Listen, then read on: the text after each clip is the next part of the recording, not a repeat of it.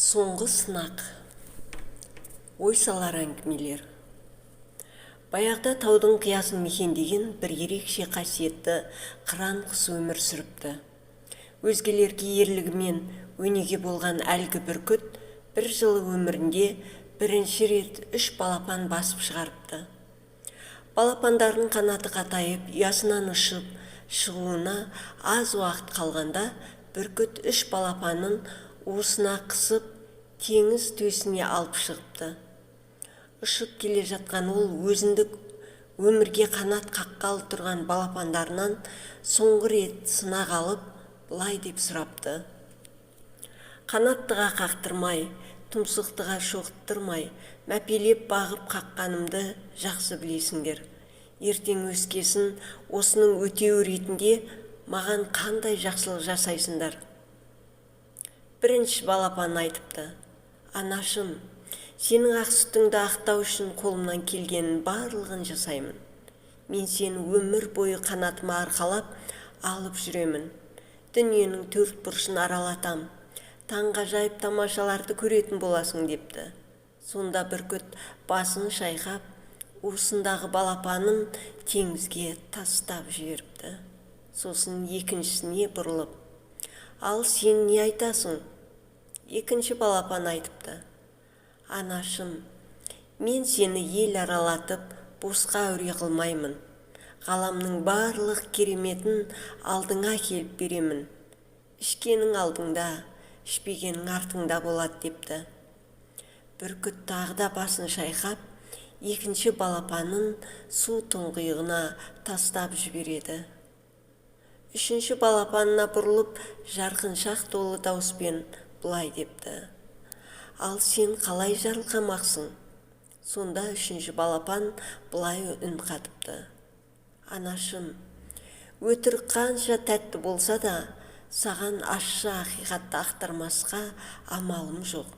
Маған жасаған жақсылығыңның шеті де, шегі де жоқ екенін, оны өтеуге бүкіл ғұмырымды арнасам да жетпейтінін жақсы білемін. Дегенмен, менің өмірім сенің әлеміңді аралатуға да, сан түрлі ғаламаттарды алдыңа алып келуге де арналмайтынын айтқым келеді. Мен сенің жасаған барлық жақсылықтарыңды өз балапандарыма жасау үшін өмір сүретін боламын». Кәрі бүркіт сонда ғана көкірек терең демалып, біздің әулет аманатын алға апарар, қыран деген атқа лайық болалар, ұрпақ толғанына көзім енді жетті деген екен.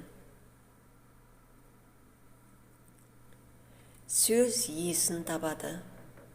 Бір күні бір адам Омар Хайямды жұрт көзінше: «Сен дінсізсің, сен арақ құмарсың, сен тіпті ұрысың» деп балағаттапты.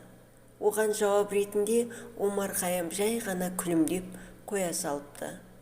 Осыны көрген бір бай әдемі киініп алған адам: «Сен қалайша бұлай айтуына жол бересің?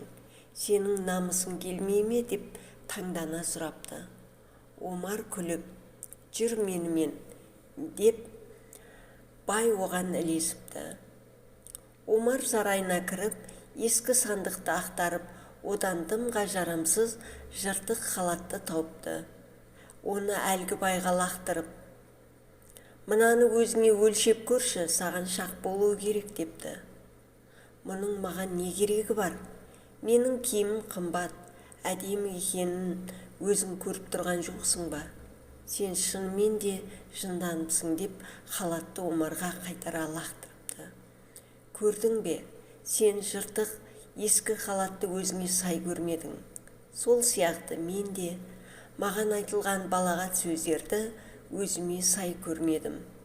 Сені балағаттаған адамға ренжігенің, оның сөздерінің шындық екеніне келіскенің» деп жауап беріпті Омар. Өзің сүзгіден өткіз. Ел таныған ғұламаға бір кісі келіп: «Сіз туралы шәкіртіңіздің бірі не деп жүрген білесіз бе?» дейді. Сонда ғұлама біреудің айтқан сөзін жеткізбес бұрын оны 3 түрлі сүзгіден өткізіп алғаның жөн. Алғашқысы шындық. Соған салар болсақ, айтпақ сөзіңнің рас екеніне көзің толық жете ме? дейді. Әлгі кісі, шынымды айтсам, өз аузынан естімедім дейді. Онда екінші сүзгіден өткізейік. Ол жақсы сөз деп аталады. Айтатын хабарың жақсы сөз бе? Деп сұрайды. Ол кісі, жоқ, керісінше болатын дейді күмілжіп. Онда үшінші сүзгіден өткізіп көрелік. Мүмкін бұл сынақтан өтерсің. Ол пайдалы өнім деп аталады. Ал енді мына хабарыңның маған қандай пайдасы бар деп сұрайды. Әлгі кісі қатты қысылып, пайда бермейтін әңгіме еді, дейді де жерге қараған күйі. Сонда ғұлама, өзі сенімсіз, әрі жағымсыз әңгіме болса, әрі маған түк пайда келтірмесе, оны маған қандай жақсылық ойлап жеткізгім келді деген екен. Бұл бәрімізге керек сөзге екен.